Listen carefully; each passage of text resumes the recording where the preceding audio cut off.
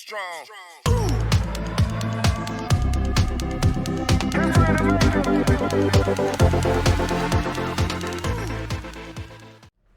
Okay, మనకి ఏంది types of induced EMF.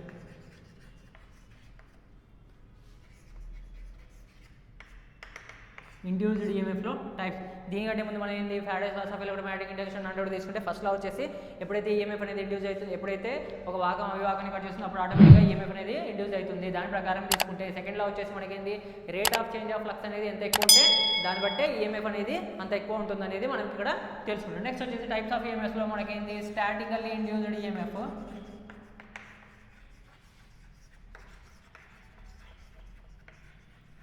Statically induced EMF. Second వచ్చేసి dynamically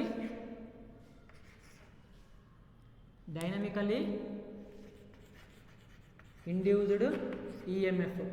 statically induced EMF and dynamically induced EMF. Statically induced EMF nothing but ఒకసారి coil ఉంటే ఈ కాయిల్లో మనకి ఎప్పుడైతే ఈఎంఎఫ్ అనేది చేస్తాం అంటే చలనం లేకుండా మనకి ఈఎంఎఫ్ అనేది ఉత్పత్తి అవుతుంది. ఎగ్జాంపుల్గా తీసుకుంటే దీనికి ఎగ్జాంపుల్గా తీసుకుంటే మనకి ఏంది ట్రాన్స్ఫార్మర్ అంటే ఒక వైండింగ్ ఒక వైండింగ్కి మనకి సప్లై ఇచ్చినప్పుడు పక్కన ఉన్న వైండింగ్లో కూడా మనకి సప్లై అనేది ట్రాన్స్ఫర్ అవుతుంది.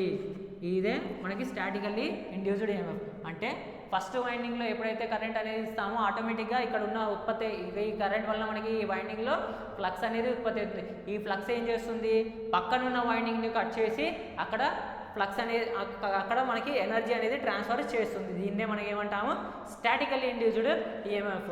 Where as dynamically induced EMF అంటే ఏంటి ఒకసారి చూసాము. Dynamically induced EMF nothing but ఎప్పుడైనా అంటే ఏదన్నా ఒకటి చలనం ఐదర్ ఇట్ మేబీ బైండింగ్ అన్నా కావచ్చు, ఐదర్ ఇట్ మేబీ మనకి ఫ్లక్స్ అన్నా కావచ్చు. ఈ రెండింటిలో ఏదన్నా ఒకటి చలనంలో ఉన్నప్పుడు దాన్ని డైనమికల్లీ ఇండ్యూస్డ్ అయింది డైనమికల్లీ ఇండ్యూస్డ్ ఈఎంఎఫ్ అని చెప్పేసి చెప్తాం. సపోజ్ ఒక వైండింగ్ ఉందండి, ఈ వైండింగ్ మనం పక్కన ఒకటి మనకు ఒక పోల్ అంటే నథింగ్ బట్ మ్యాగ్నెటిక్ ఇది పెట్టుకున్నాం అనుకుందాం. సపోజ్ ఒక మ్యాగ్నెట్ పెట్టుకుంటే ఆటోమేటిక్గా ఏమైంది ఈ మ్యాగ్నెట్ని ఫ్రంట్ టు మూమెంట్ చేస్తూ ఉండడం వల్ల మనకి ఏమవుతుంది ఇక్కడ ఉన్న ఫ్లక్స్ అనేది ఇక్కడ వైండింగ్ని కట్ చేస్తుంది. దానివల్ల మనకి ఏమవుతుంది ఈఎంఎఫ్ అనేది ఇండ్యూస్ అవుతుంది. దీని అంటే ఇదే డైనమికల్లీ ఇండ్యూస్. నథింగ్ బట్ ఏదన్నా ఒకటి చలనం ఐదర్ ఇట్ మేబీ వైండింగ్ అన్నా కావచ్చు, ఐదర్ ఇట్ మేబీ మ్యాగ్నెట్ అన్నా కావచ్చు. ఈ రెండింటిలో ఏదైనా ఒకటి చలనంలో ఉన్నప్పుడు మనకి ఏమవుతుంది ఈఎంఎఫ్ అనేది ఇండ్యూస్ అవుతుంది. ఇవి మనకి రెండు రకాలు, బేసికల్గా రెండు రకాల ఈఎంఎఫ్. నెక్స్ట్ వచ్చేసి మనకి టైప్స్ ఆఫ్ అంటే సెల్ఫ్ ఇండ్యూస్డ్ ఈఎంఎఫ్ అంటే ఏంది, మ్యూచువల్ ఇండ్యూస్డ్ ఈఎంఎఫ్ అంటే ఏంది మనం ఒకసారి చూసుకుందాం. ఓకే, సెల్ఫ్ ఇండ్యూస్డ్ ఈఎంఎఫ్ అంటే ఏంది, మ్యూచువల్ ఇండ్యూస్డ్ ఈఎంఎఫ్ అంటే ఏంది ఒకసారి చూసుకుందాం. ఫస్ట్ వచ్చేసి సెల్ఫ్ ఇండ్యూస్డ్ ఈఎంఎఫ్.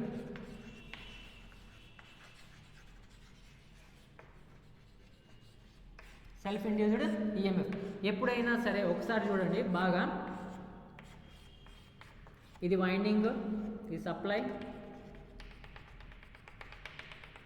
ఓకే, ఇది మనకి మామూలుగా ఎప్పుడైతే సరే ఓ వైండింగ్ కనెక్షన్ ఇచ్చుకున్నప్పుడు మనకి ఏమవుతుంది ఆటోమేటిక్గా కరెంట్ అనేది ఫ్లో అవుతుంది. కరెంట్ ఫ్లో అయినప్పుడు ఆటోమేటిక్గా ఏమవుతుంది ఇక్కడ ఉన్న వైండింగ్లో మనకి ఏమవుతుంది ఫ్లక్స్ అనేది ఉత్పత్తి అవుతుంది. ఫ్లక్స్ ఉత్పత్తి అయినప్పుడు ఏమవుతుంది ఇక్కడ ఫ్లక్స్ ఎలా ఉత్పత్తి అవుతుంది ఏసీ కరెంట్ కాబట్టి ఏసీ ఫ్లక్స్ అనేది ఉత్పత్తి అవుతుంది. నథింగ్ బట్ ఏంటి చేంజింగ్ ఫ్లక్స్ అనేది ఉత్పత్తి అవుతుంది. ఎప్పుడైతే చేంజింగ్ ఫ్లక్స్ అనేది ఉత్పత్తి అవుతుందో ఆ చేంజింగ్ ఫ్లక్స్ ఇక్కడే ఉన్న కండక్టర్ని అంటే ఏ కండక్టర్ వలన చేంజింగ్ ఫ్లక్స్ అనేది ఉత్పత్తి అవుతుందో అదే చేంజింగ్ ఫ్లక్స్ అదే కండక్టర్ని కట్ చేయడం వల్ల మనకి ఏమవుతుంది ఈ కండక్టర్లోనే మనకి ఈఎంఎఫ్ అనేది ఇండ్యూస్ అవుతుంది. దాన్నే సెల్ఫ్ ఇండ్యూస్డ్ ఈఎంఎఫ్ అని చెప్పేసి చెప్తాము. దాన్ని ఏమంటాము సెల్ఫ్ ఇండ్యూస్డ్ ఈఎంఎఫ్ అని చెప్పేసి చెప్తాము. ఓకే, ఇది మనకి self induced EMF. Where as mutually induced EMF అంటే ఏంటి ఒకసారి చూసుకుందాం. మ్యూచువల్లీ ఇండ్యూస్డ్ ఈఎంఎఫ్ అంటే ఏంటి కూడా ఒకసారి చూసుకుందాం.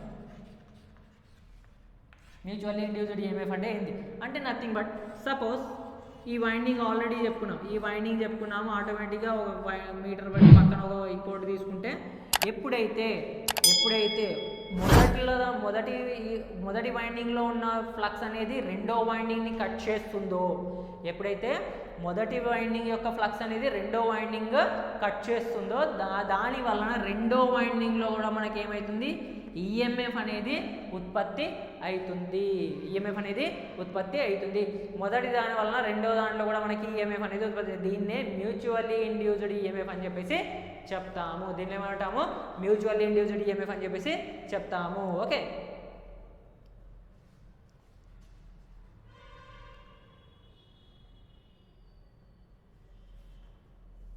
నెక్స్ట్ వచ్చేసి ఇండక్టెన్స్.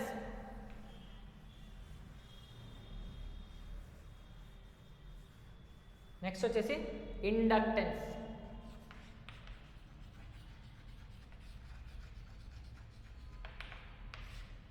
ఇండక్టెన్స్ స్వయం ప్రేరేపితము అని చెప్పేసి తెలుగు భాషలో ఏమంటాము, స్వయం ప్రేరేపితం అని చెప్పేసి చెప్తాము. తెలుగు భాషలో మనం ఏమంటాం, దీంట్లో మనకి రెండు రకాలు ఉంటాయి. ఒకటేమో సెల్ఫ్ ఇండక్షన్ లేదా సెల్ఫ్ ఇండక్టెన్స్. రెండవది వచ్చేసి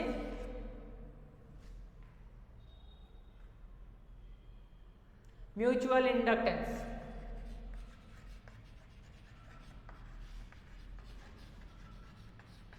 ఒకటేమో సెల్ఫ్ ఇండక్టెన్స్, ఇంకోటేమో మ్యూచువల్ ఇండక్టెన్స్. సెల్ఫ్ ఇండక్షన్ అంటే ఇండక్టెన్స్ అంటే ఏందో ఒకసారి చూద్దాం ఒకసారి. ఓకే,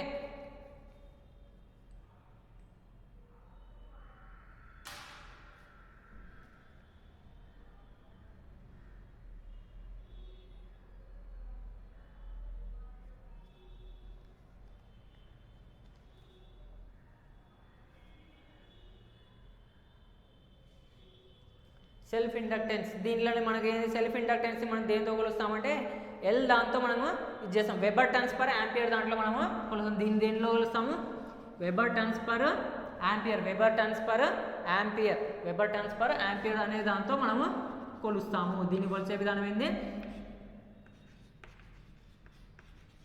దీన్ని ఎలా రాసుకోవచ్చు, డైరెక్ట్గా కూడా రాసుకోవచ్చు. డైరెక్ట్ ఫార్ములా అన్నట్టు రాసుకోవచ్చు. ఎల్ దేంతో ఇది చేస్తాము, దీన్ని దేంతో అంటే నథింగ్ బట్ దేంతో డినోట్ చేస్తామంటే ఎల్తో డినోట్ చేస్తాం. దీన్ని ఎలా రాసుకోవచ్చు,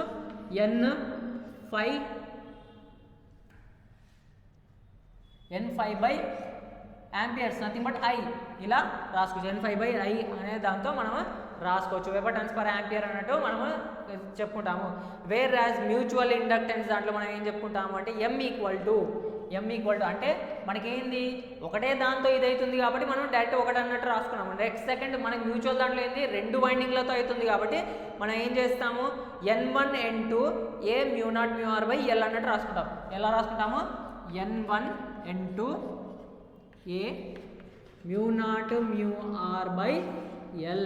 ఇది మనకి మ్యూచువల్ ఇండక్టెన్స్లో రాసుకునేది. Okay, M equal to mutual inductance దేంతో చేస్తాము, M అనే దాంతో మనము డినోట్ చేస్తాము. ఓకే, నెక్స్ట్ వచ్చేసి సెల్ఫ్ ఇండక్షన్.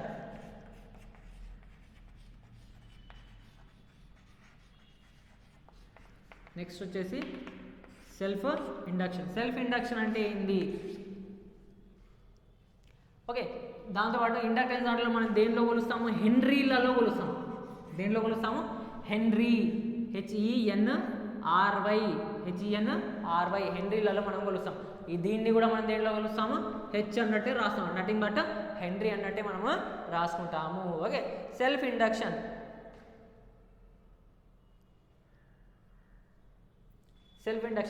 సేమ్ మనం చెప్పుకున్నట్టే ఎప్పుడైనా సరే ఒక కండక్టర్ వైండింగ్లో మనకి ఈఎంఎఫ్ ఏసీ కరెంట్ ఇచ్చినప్పుడు ఆటోమేటిక్గా మనకి ఏమైంది, కొంత కరెంట్ అనేది ఫ్లో అవుతుంది.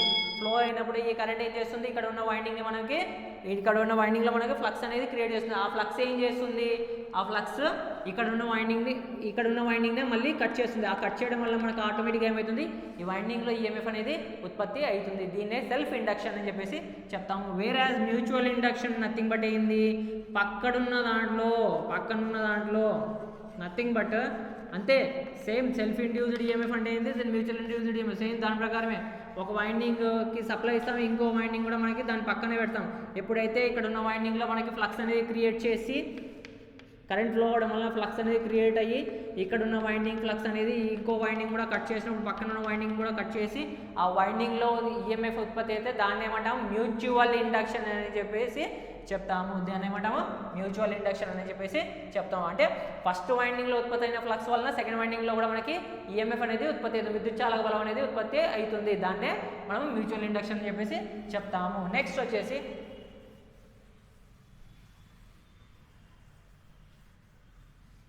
Magnetic energy stored in a magnetic field. Energy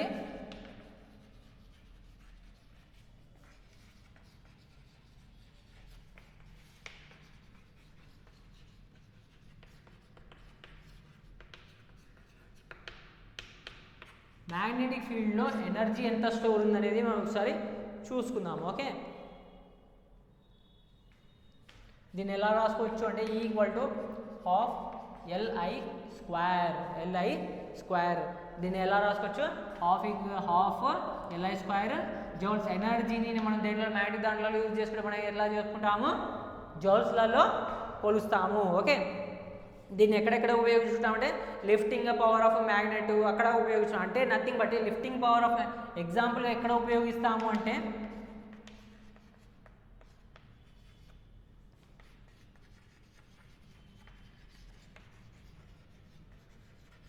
lifting power of magnet, nothing but lifting power of magnetic అనేది ఎక్కడైతే మనం ఇండస్ట్రీస్ యూజ్ చేస్తామో, ఇండస్ట్రీస్ దగ్గర మనం ఏం చేస్తామంటే ఒక కార్ కానీ ఒక బండి కానీ తయారు చేసినప్పుడు ఒక ప్లేస్ నుంచి ఇంకో ప్లేస్కి ట్రాన్స్ఫర్ చేయాలంటే మనకి ఏంటి? మ్యాగ్నెటిక్ ఫీల్డ్ అనేది ఉపయోగిస్తాం.